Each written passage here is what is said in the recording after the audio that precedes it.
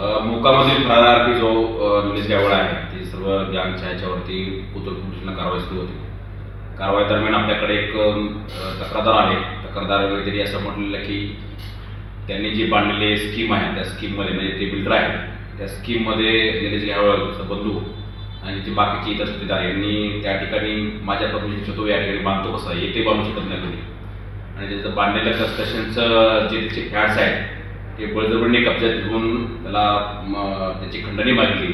त्याबद्दल 10 फ्लॅट जवळपास त्यांनी ताब्यात घेतले. त्याचे काही साथीदार त्या ठिकाणी त्यांनी ठेवले आणि इलिगली त्याच्या नातलगामार्फत तो त्याची भाडं पण स्वतःकडे घेत होता. त्या तक्रारीवर आपण तो कोथरूड पोलिसांना एक्स्टॉर्शन आर्म्स ॲक्टनुसार गुन्हा दाखल केलेला आहे आणि त्याचा पुढचा तपास आहे ते कोथरूड पोलीस करत आहे.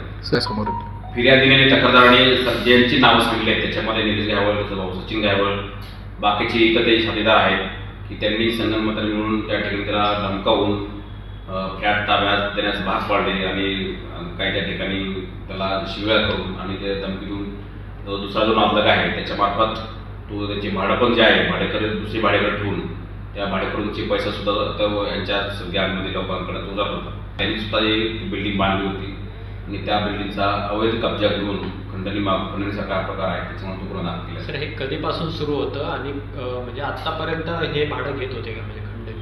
हे 2000 कोविडच्या अगोदरपासून हे सुरू होतं. 19, 20, 21 असा तो आहे आणि मे 25 मध्ये त्यांनी हा पूर्ण कब्जा घेतला ग्रामपंचायत दाखवून. तर त्यानंतर आज आपल्याकडे फिर्यादी आले. फिर्यादीने सांगितल्याप्रमाणे आपण त्याचा एक दाखल केला. सर फिर्यादी यांच्या डोक्याला गन लावली होती असं देखील तक्रारीत नमूद आहे. फिर्यादी जे त्यांनी माहिती सांगितली आपल्याला ज्या प्रकारे त्यांनी सांगितली त्याच प्रकारे ती फिर्याद आपण दाखल करू.